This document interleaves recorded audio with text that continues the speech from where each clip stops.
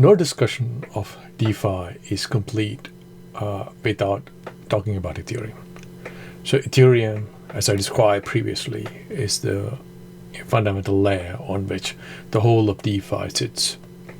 So the story of Ethereum is very much a story of somebody not happy with what Bitcoin was, trying to improve upon that, and then coming up with a new protocol that actually had a bunch of followers around them.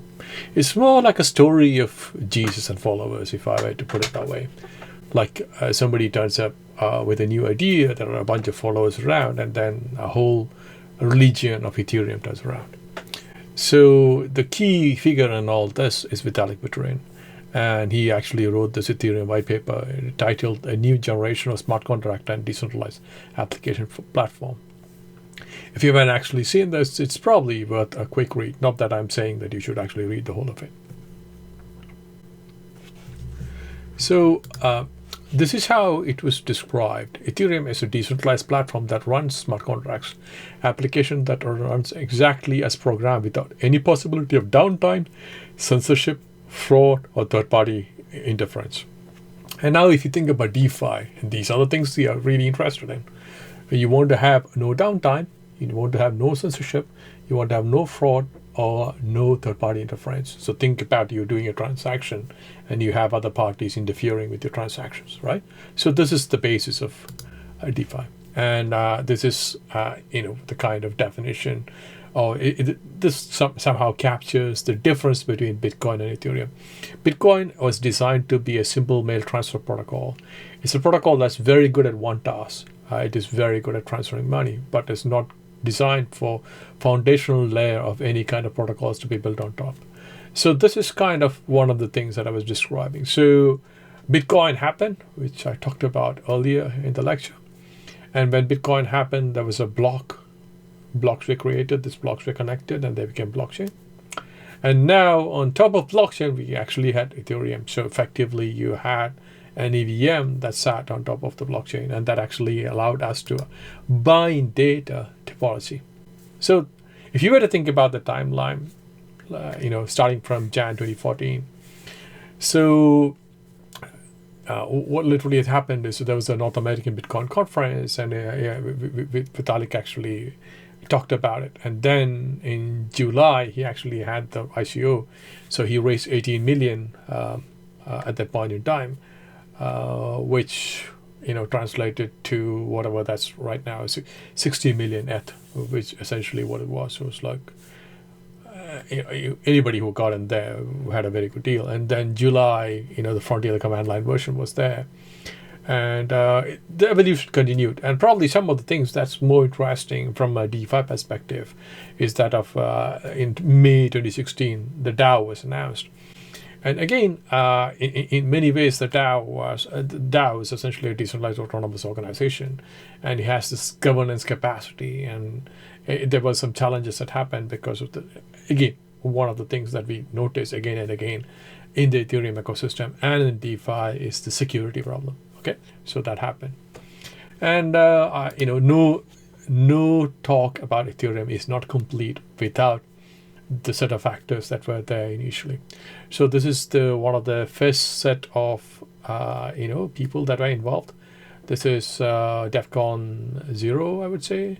You could actually see Joe Lubin there. You could actually see Vitalik in the front row, and there are quite a few people that I know. I happen to know Victor, so he was the person who worked on Swarm, and I happen to be one of the people that actually reviewed the orange paper. Danny is there. I mean, this small community of people, which they still remain active, they were the first set of people who actually created this ecosystem, and some of them has gone on to build other things. So, for example, Gavin Wood, who is right now right in the middle, he went and created Polkadot, and Jetta, who is she I think there are only like two ladies in the whole collection, a whole set of people. Then she actually left and she became the CEO of Polkadot.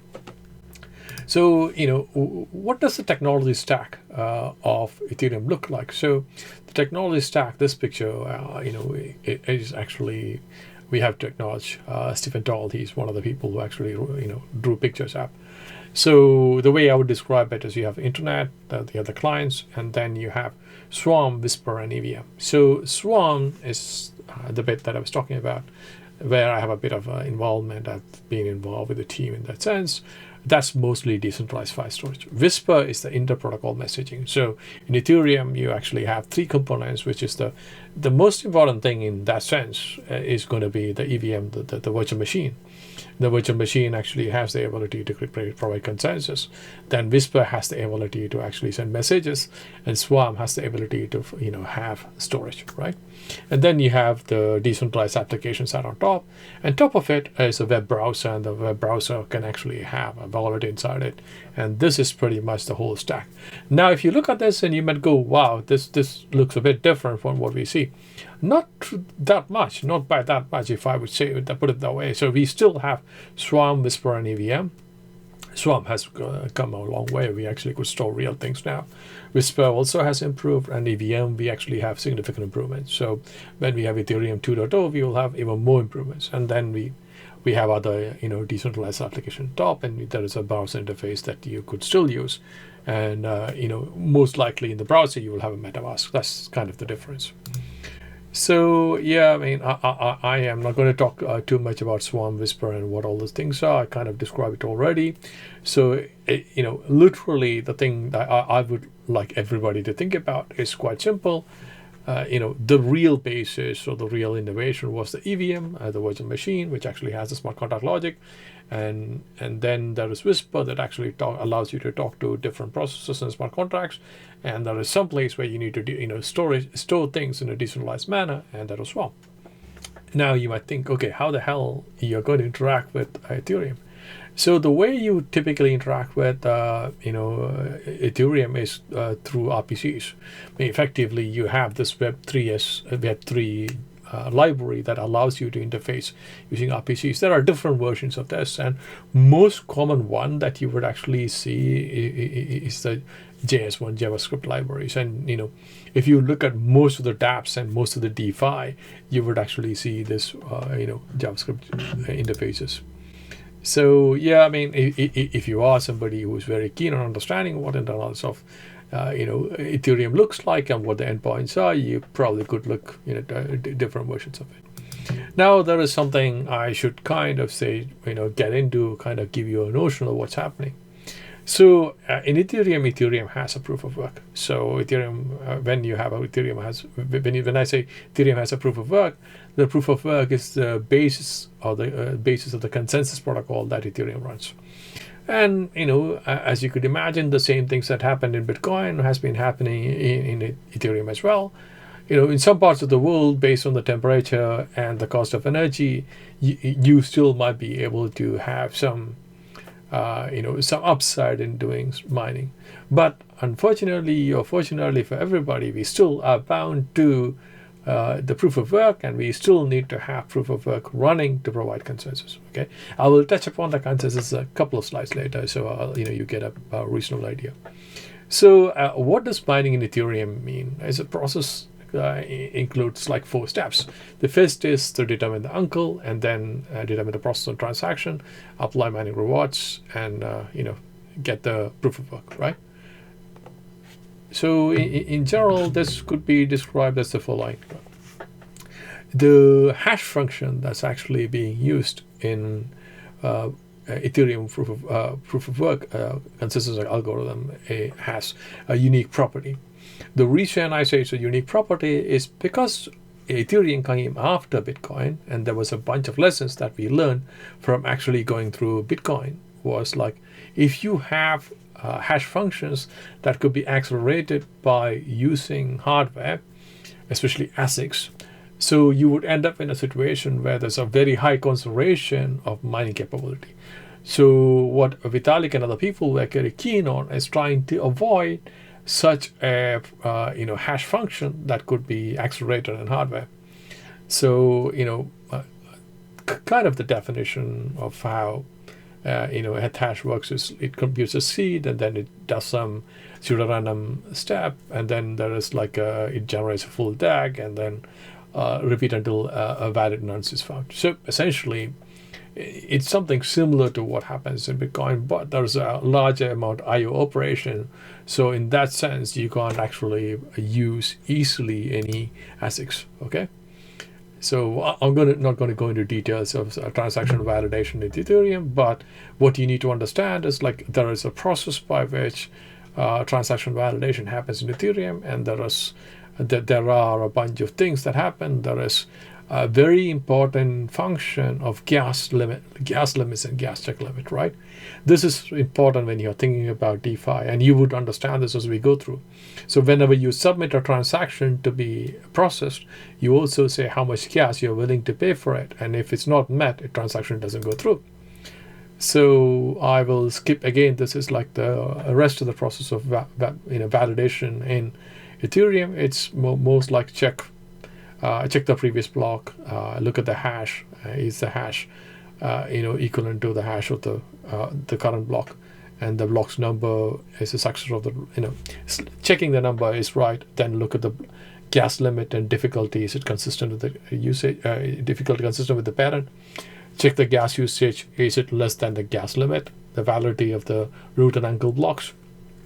So one of the things that's different from Bitcoin is this concept of uncle blocks. So essentially, an uncle block is somebody who doesn't actually contribute directly to the block, but contributes on the side. So you actually get some extra security from not being directly in line with the block, but contributes to the overall.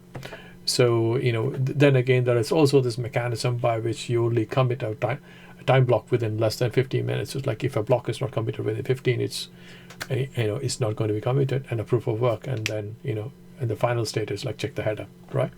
So it's as you can see, it's a longer process, and it actually kind of goes through the whole process to give you a pretty good idea of what's actually happening. Now, how do you do rewarding, block rewards in Ethereum? So I haven't gone into Bitcoin, and I haven't gone into Bitcoin's block reward thing. One of the things about Bitcoin is like you have block rewards, and there's a halving of block rewards that happens in the ecosystem. So given this is DeFi, there is a correlation between the amount of value of Bitcoin, as in like how much one Bitcoin is worth, and where in the cycle of halving typically it is, right? And in terms of Ethereum, what happens is like the process of rewarding miners is follows, like a block reward of 5 ETH.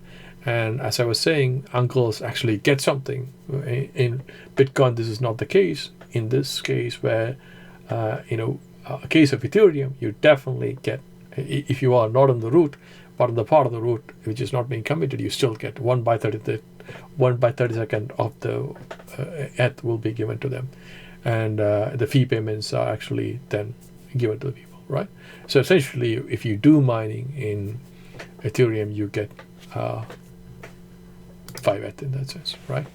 There is also a difficulty adjustment algorithm that's there, which is essentially the following. As I was saying, if there is an accumulation of ability to do this hash function, if it increases, then you could actually do a 51% attack. It's like one particular entity could have the largest amount of hashing function in the world, and they could just turn around and then do the whole thing, as in like mine the whole thing, and then say, make changes to the whole graph. I mean, the transaction that they previously completed would be changed. Okay, so you actually increase the hardness when there is more computational power available in the network. So this is until like early this year. You can actually see how much it has increased. It has gone much higher. So in Jan, there was nothing, Jan 16, right? And like July 2017, there was less than, I would say like 5 mil. And Jan 18, there was like 20 mil. And now probably it's more than 80 mil, which is a very large number of addresses. And you could also see the average block time.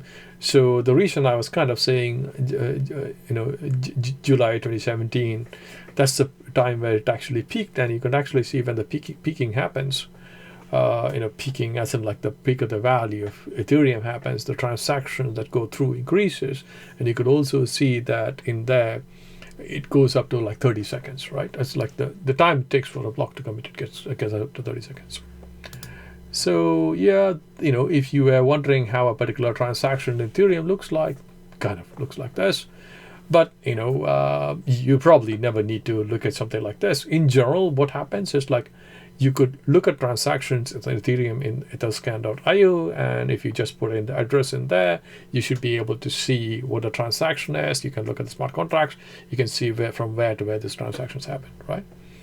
And typically there are mining pools that are there. This is somewhat older, like I haven't updated every time I give a talk, but or a lecture, but typically this kind of are stable. So there are mining pools who actually work together to actually put their mining capacity into one that allows them to have a higher probability of achieving hashes. So if you look at Spark Pool, they at that point in time when I checked whenever it was, they were having 33% of the total mining capacity globally. That was 58 gigahash capacity, right? So that's kind of gives you an idea about the kind of centralization that exists, right? And you could look at who actually got the largest amount of reward for Uncle blocks.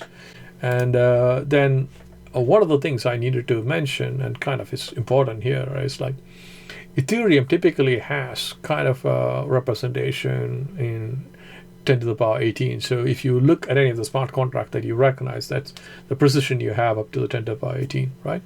And you have all the different kind of how could I say common names that are there. So there's there's Babbage, then there's Lovelace, there's Shannon, there's Zabo, there's Finney, then there's Ether, right? So as I was saying, one Ether is 10 to the power 18 V in that sense, right? So, and 10 to the power 15 V is Finney, and 10 to the power 12 is Sabo. And we will talk about Sabo. Nick Sabo is one of the interesting characters in this Ethereum ecosystem. He's the guy who talked about smart contracts. Next to the lectures is actually on smart contracts, and we will talk about him a bit. So then there's Shannon, Claude Shannon. Information theory is not complete without actually mentioning Claude Shannon. And then 10 to the power 6 is Lovelace, Ada Lovelace, as you probably know. And of course, there's Charles Babbage. I mean, all of these people are like the contributors to the ecosystem compute in one way or the other. So they're all being kind of respected by, giving common names for all these things.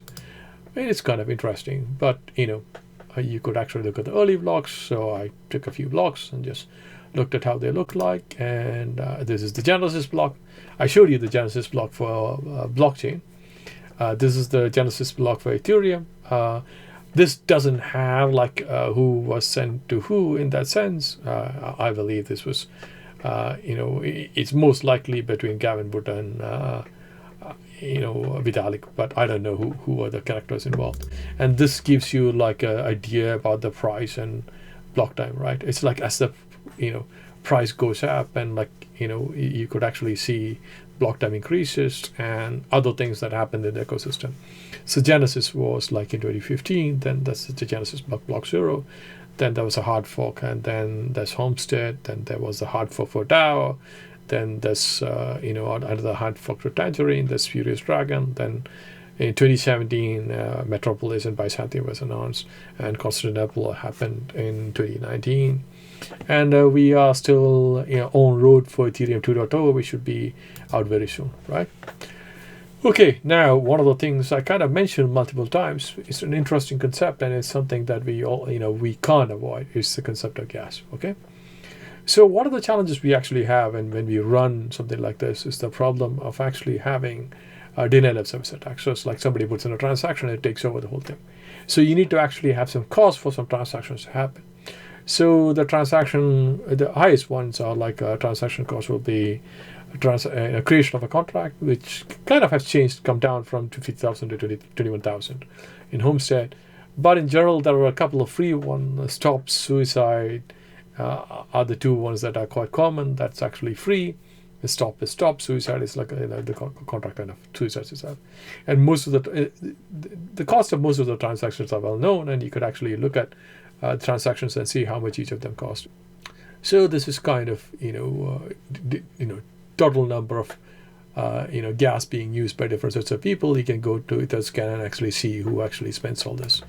And as I was saying, Etherscan is super useful. You can actually not only use the web interface, but you can actually connect to use using Etherscan API. And if you have the API key, you could actually get the data, and you could do the analysis. Okay, so it's a very, very useful tool. When you start getting into DeFi, you completely understand the importance of Etherscan for the ecosystem. Again, I haven't updated it just before this talk, but this was kind of like last 2 months or so. I update it every now and then, but because there's so much things that are moving around, it's pretty hard to keep everything up to date. So top ERC20s include Tether. Tether, for the obvious reason, Tether was actually third in the volume in terms of crypto when I last checked earlier today. So Tether is a stable coin. I will talk about stable coins a bit later. There are other ones: Binance Coin, Chainlink Coin. Chainlink is an oracle. We will talk about oracles later, but this gives you an idea about what things are. And then in addition to ERCs, you have this concept of non-fungible tokens that are ERC 721s. Okay, so this is somewhat a very, very quick introduction to Ethereum. I think we will be revisiting a lot of these pieces again and again, and then we will actually get to a stage where most of the things are covered. Okay.